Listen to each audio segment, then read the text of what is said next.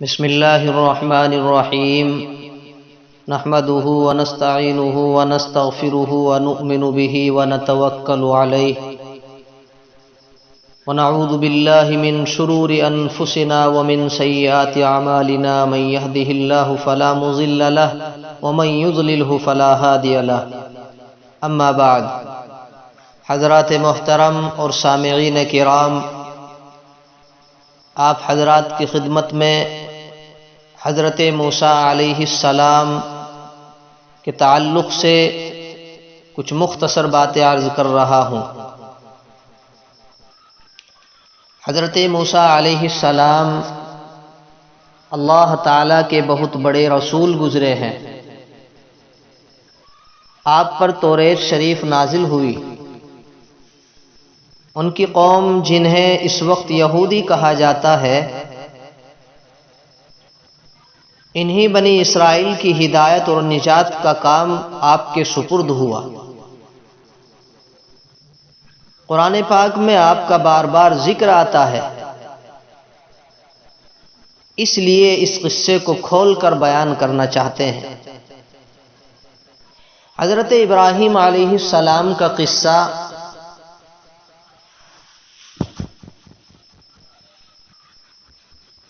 پہلی تقریر کے اندر آپ نے سنا ہے۔ حضرت ابراہیم علیہ السلام کے دو بیٹے بہت مشہور ہوئے ہیں، حضرت اسماعیل علیہ السلام اور حضرت اسحاق علیہ السلام۔ حضرت اسماعیل علیہ السلام مکہ مکرمہ میں ٹھہرے، جہاں حضرت ابراہیم علیہ السلام ان کی والدہ کے ساتھ چھوڑ آئے تھے، جہاں ان کی اولاد خوب پھولی پھلی۔ انہی میں ہمارے رسول پاک جناب محمد الرسول اللہ صلی اللہ علیہ وسلم پیدا ہوئے۔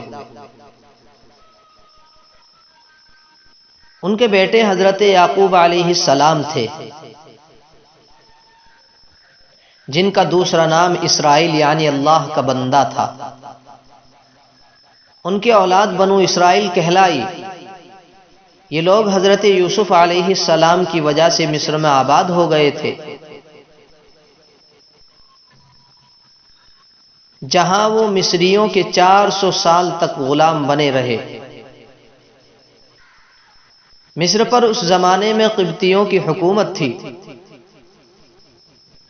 ان کا بادشاہ فرعون کہلاتا تھا۔ یہ بنو اسرائیل پر طرح طرح کے ظلم کرتا تھا۔ اللہ تعالیٰ نے رحم فرمایا اور بنو اسرائیل کی ہدایت اور آزادی کے لیے حضرت موسیٰ علیہ السلام کو پیدا فرمایا۔ مصر کے بادشاہ فرعون کو نجومیوں نے بتایا کہ بنی اسرائیل میں بہت جلد ایک لڑکا پیدا ہونے والا ہے، جو تیری حکومت کو تباہ کر کے اپنی قوم کو آزاد کرا لے گا۔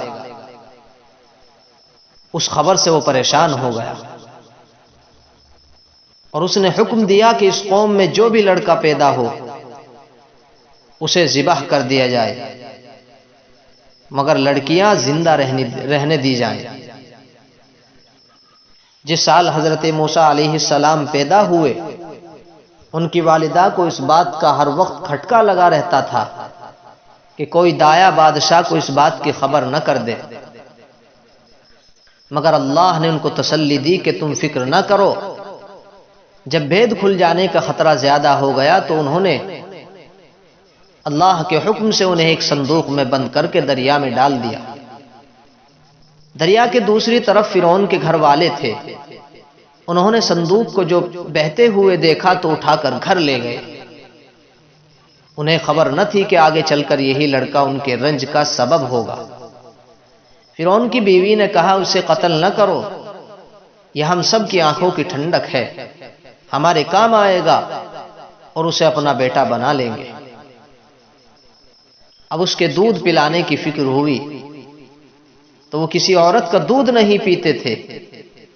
ان کی بہن جو اس صندوق کے پیچھے لگی ہوئی تھی، یہ سب کچھ دیکھ رہی تھی۔ انہوں نے کہا کہ میں ایک انا کا پتہ دیتی ہوں، جو اس کو پالے گی اور اچھی طرح دیکھ بھال کر لے گی۔ اور انہوں نے حضرت موسیٰ علیہ السلام کی ماں کا پتہ بتایا۔ اس طرح موسیٰ علیہ السلام اپنی ماں کے پاس پہنچ گئے۔ اللہ تعالی حضرت موسیٰ علیہ السلام کو اپنی قوم کے دشمن فرعون کے گھر میں پرورش کرتے رہے، یہاں تک کہ جوان ہو گئے۔ ایک روز کا قصہ ہے کہ وہ صبح سویرے شہر آئے، اس وقت سب کے سب آرام سے سو رہے تھے۔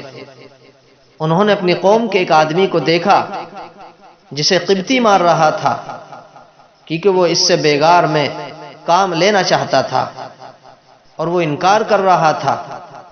حضرت موسیٰ سے اپنی قوم کی ذلت برداشت نہ ہو سکی اور اس کی مدد کے لیے مجبور ہو گئے۔ انہوں نے اس کے گھوسا مارا کہ اس کی جان نکل گئی۔ اس کا مرنا تھا کہ حکومت میں کھلبلی مچ گئی۔ بنی اسرائیل کے ایک شخص نے ہماری قوم کے آدمی کو مار ڈالا، یہ بات مشہور ہو گئی۔ چنانچہ حکم دیا گیا کہ قتل کرنے والے کو مار دیا جائے، مگر حضرت موسیٰ علیہ السلام کو وقت پر خبر مل گئی اور وہ مدین کی طرف چلے گئے جو حضرت شعیب علیہ السلام کا شہر تھا۔ اس طرح سے اللہ رب العزت نے حضرت موسیٰ علیہ السلام کی حفاظت فرمائی۔ جب اللہ رب العزت کسی چیز کی حفاظت پر آتے ہیں تو اسے دنیا کی بڑی سے بڑی طاقت بھی اس کا کچھ نہیں بگاڑ سکتی۔ حضرت موسیٰ علیہ السلام کے نکاح کے بارے میں اور حضرت موسیٰ علیہ السلام کی حضرت خضر علیہ السلام سے ملاقات کب ہوئی، اس کے تعلق سے بھی دوسری تقریر میں بیان کیا جائے گا۔ اللہ رب العزت عمل کی توفیق عطا فرمائے، آمین۔ وآخر دعوانا الحمد للہ رب العالمین۔